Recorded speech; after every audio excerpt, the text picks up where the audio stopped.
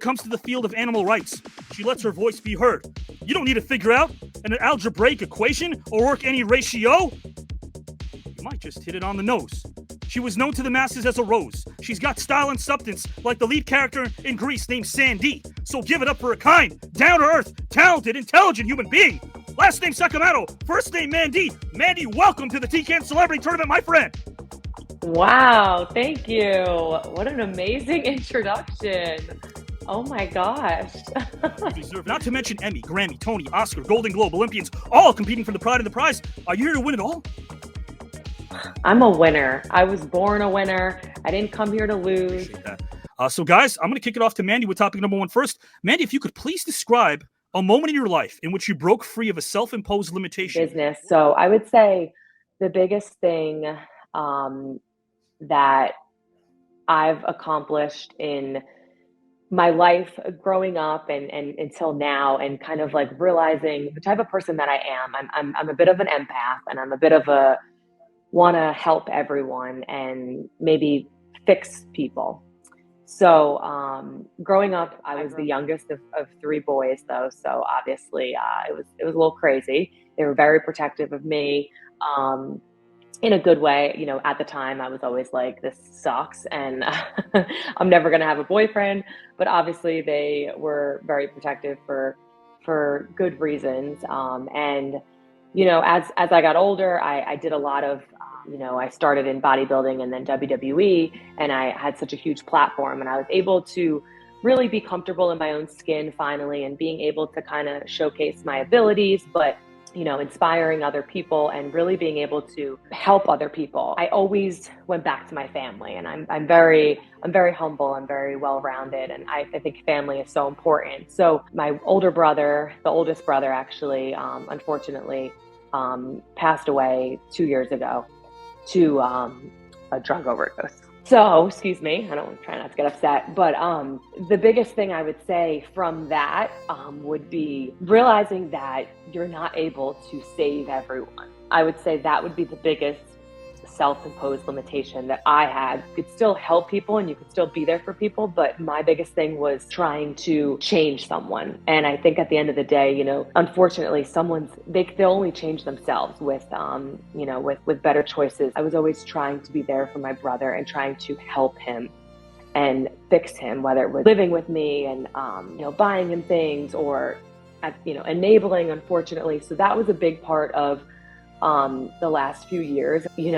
I did everything I could to try to help him, and also realizing at the end of the day that you can't help. You can only help someone if they're going to try to help themselves. I would have to say that the biggest life lesson that I've learned, if you're dealing with this in your family and you're trying to help someone and you do everything you can, and you have to come to a point where you're okay with the fact that you did everything you could. I think for myself, I always try to go back and help my family. But sometimes you realize that you got to help yourself as well. I've just learned to try to sit back a little bit and realize that, being there for them, but also knowing your limitation of like, you can only do so much for that person, being okay with the fact that you did everything that you could. This was definitely a long period of time where I think I still have doubts here and there, but I think that's normal. And I think we're always,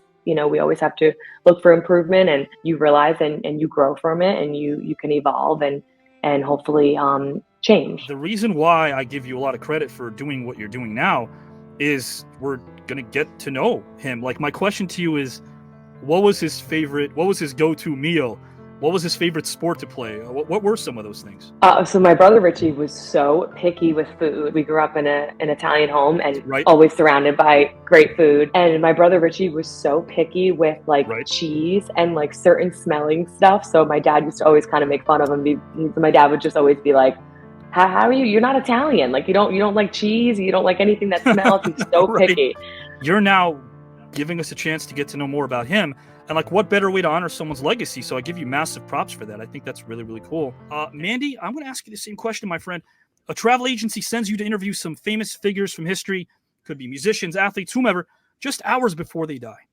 If you could choose 3 historical figures, who would you choose and why? If you could ask them a question before they die, what question would you ask them and why?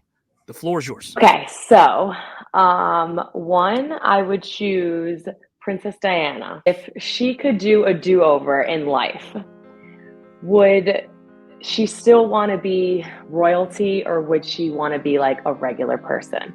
Because I feel like, obviously with that stature and her family and the royalty and everything that they went through, like, knowing what they know now, it's like, do you think that she would have liked a more normal life? Because we could relate a little bit. Listen, I'm no, Princess Diana, and I'm not royalty by any means, but because we're in that, we're in that spotlight, and I've been on social media, I have a big platform and all that. It's like, are there days sometimes where you kind of wish that you could just go out to the store and not be, recognized, or just walk out, looking like you didn't have to get dolled up or anything like that? And I'm talking more about Princess Diana in that aspect, not about myself. So I think that would be really a good question. Marilyn Monroe, she would be another one. Diamonds are a girl's best friend. A kiss. And I would ask her if there was a disconnect between her like sex goddess character persona.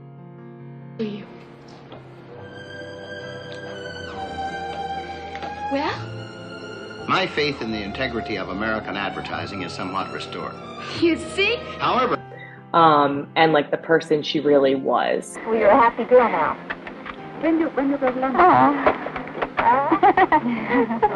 Yes, I'm because, from my research of knowing who she is, and I've always loved Marilyn Monroe and looked up to her, especially in photo shoots and all of these things that I do.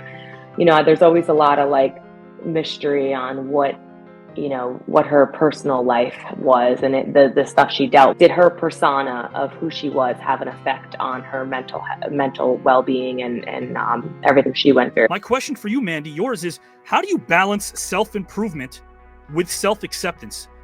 Practicing gratitude. I am a big believer in that. Every day I wake up and I pray and I thank God, and I thank everything and everyone in my life that with all my blessings, and how grateful I am for everything that I've accomplished, and just really soaking that in, and in the moment, being in the moment, because I think that's very important. And I think we're always so used to waiting for that next big thing, and when can I get that title, when am I gonna get more recognition? It's just always, you're always waiting for that next thing. So I think being in the moment is very, very important. And I would say the biggest thing for me with that balance is knowing that there's always room for improvement, like goals that you can set for yourself, writing down those goals and kind of going back to them this way you have something there, and kind of writing down your thoughts or your feelings in that moment, knowing your boundaries, identifying your strengths, your weaknesses, writing down your goals, and knowing that, you are who you are. So accepting yourself for who you are. For instance, I met this young girl, her name was Holly. I posted it on my social media and all, but she really touched me, and she really left me with such an amazing moment, because, she's a young girl, and her mom had an opportunity to tell me that she's been struggling in school a little bit with being bullied. Really tried to go out of my way to like talk to her and not just, give an autograph. And, I said, I joked around at first. I said, listen, if you keep getting bullied, you tell them that Mandy Rose is going to come to your school. Because I told her I have no problem coming to your school. Because I actually went to my nephew's school one time, and I just talked to the kids, and I just wanted to make sure, this is my nephew and nobody mess with him, because I know how kids can be. But I also told her, continue being you. Social media, or whatever it may be, there's so many expectations and so many things that you see, that you don't see all the bad stuff. Obviously, you see all the good on social media, and you see these amazing lives and people with money and cars and all these great things, but you don't see their struggles that they go through every day, regardless. But I just told her, like, those people are just so unhappy with themselves, or they're seeking attention or whatever it may be, but keep being you. She was a beautiful little girl.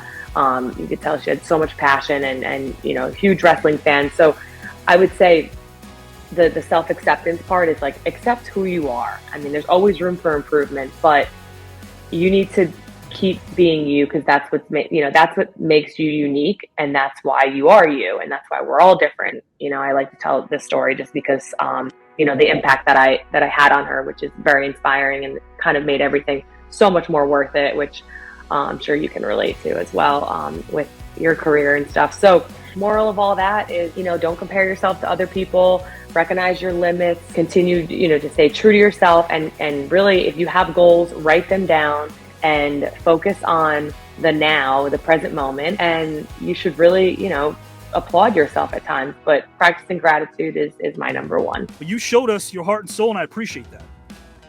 Thank you. I appreciate it. And I really do love what you're doing. And it's so different and unique. It's not like your everyday podcast and whatnot. So it's really cool. And it's actually, originally I was asking you questions like, do I just talk? Like, it's Right. actually cool, because I was a little nervous about that at first, because I didn't want to like ramble too much, but No. it's nice to just talk and not hear, just hear your own voice for a little while. This way you don't get interrupted. So it's really awesome. I had a lot of fun. So thank you. It really was a great experience, very unique, something that I've never really done. I was a little nervous prior to it, not gonna lie, but it was a lot of fun, and I'm excited for round 2.